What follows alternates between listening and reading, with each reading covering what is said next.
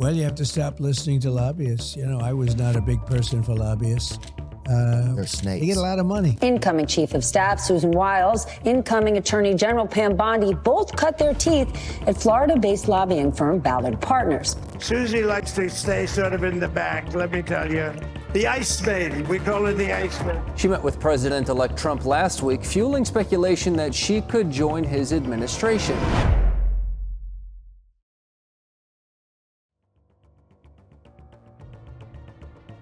Most people think politics works like this. You vote. Politicians go to Washington, they debate, they pass laws, but that's only what happens on camera. Behind the scenes, there is another system operating in parallel, one that most Americans never directly see, but that heavily shapes what laws get passed, what gets blocked, and what never even gets a vote. It's called lobbying, and while lobbying is legal, the scale of it changes the way power actually works in the United States.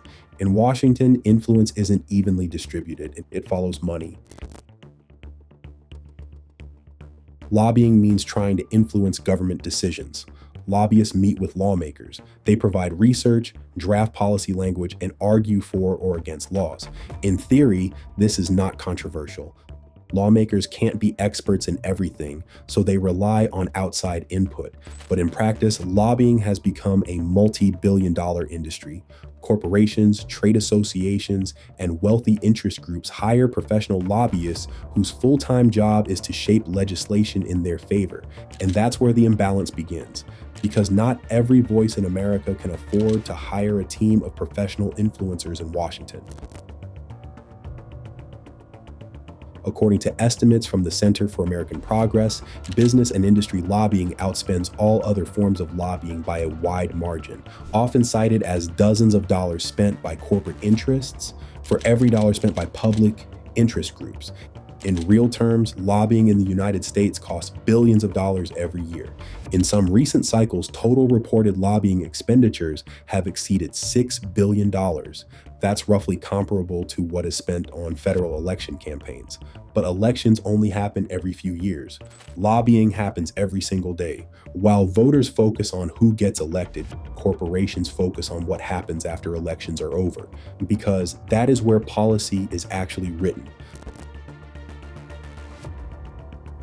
Now imagine being a member of Congress.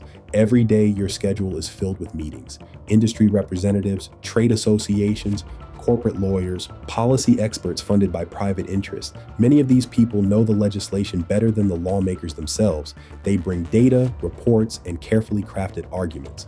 Now compare that to the average citizen. A voter might call their representative once, maybe send an email, maybe vote every couple of years. But in Washington, influence is not measured in votes. It is measured in access, and access is not equal. Lobbying creates a system where some groups are constantly in the room, while others are rarely heard at all. The core criticism of lobbying is not that people shouldn't be allowed to advocate for themselves. The criticism is that money determines how loud your voice is. A major corporation can hire dozens of lobbyists, fund research studies, host fundraising events, and maintain permanent offices in Washington. A working-class citizen or small grassroots group cannot do that at scale. So even though everyone has the right to speak, not everyone has the same ability to be heard. And over time, that creates a predictable outcome. The groups with the most money tend to have the most influence. But lobbying influence does not begin and end with outside groups. There is another system that strengthens it even further. It's known as the revolving door. Here is how it works. A person gets elected to Congress or works as a high-level staffer. They spend years building relationships, writing laws, and understanding how the system works. Then they leave government, and many of them go straight into lobbying firms, consulting companies, or corporate advisory roles, often earning significantly higher salaries than they made in public office. From the outside, this looks like a natural career path. but critics argue it creates a structural conflict. Because while in office, lawmakers know that future opportunities may depend on maintaining good relationships with the industries they regulate. And after leaving office, their connections become extremely valuable to private clients trying to influence government decisions. The result is a cycle where public service and private influence are constantly feeding into each other, and the line between the two becomes harder to see. Lobbying defenders argue that this system is necessary. They say lawmakers cannot realistically understand every industry in depth, so they rely on experts, and in many cases that is true. Lobbyists often provide technical knowledge that helps shape more informed legislation.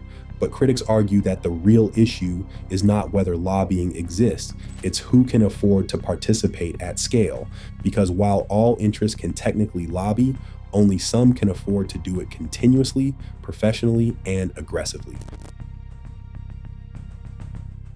One of the clearest examples of lobbying influence appears in healthcare policy. For years, public opinion polls have shown overwhelming support for allowing the federal government to negotiate lower prescription drug prices.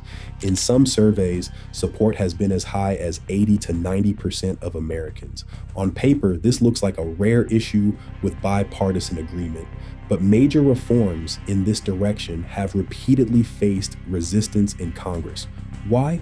Because the pharmaceutical industry is one of the most powerful lobbying forces in Washington. It spends millions every year lobbying lawmakers, funding advocacy campaigns, and shaping policy discussions around drug pricing. Critics argue that this influence helps explain why policy outcomes often do not match public opinion. Support is high, but legislation stalls. And the question becomes, if most Americans agree on something, but it still does not happen, where is the disconnect? When you look at the top lobbying spenders in the United States, a pattern appears. Consistently, the list is dominated by large corporations and industry groups, including major business associations, healthcare companies, big technology firms, real estate organizations, financial institutions. In some years, the overwhelming majority of top lobbying organizations represent business interests rather than labor unions, consumer groups, or public advocacy organizations. This does not mean other voices do not exist. It means they are operating on a completely different scale. To be fair, lobbying does not always produce negative outcomes. There are cases where advocacy groups and nonprofits successfully influence legislation that benefits the public. Environmental organizations, for example, have played roles in conservation policy and public land protection. One major example is the Great American Outdoors Act, which secured funding for national parks and conservation efforts with bipartisan support. This shows that lobbying is not inherently one-sided or purely corporate. It is a tool. And like any tool, its impact depends on who is using it and how much power they have behind them. So the real issue is not whether lobbying should exist. It already does, and it is deeply embedded in how American government functions. The real question is this: what happens when political influence becomes something that scales with money? Because in theory, democracy is based on equal representation, one person, one vote. But in practice, influence does not stop at the ballot box. It continues in Washington every day through meetings, funding, access, and persuasion. And when some voices can afford constant influence while others cannot, it raises a difficult question about how equal that representation actually is.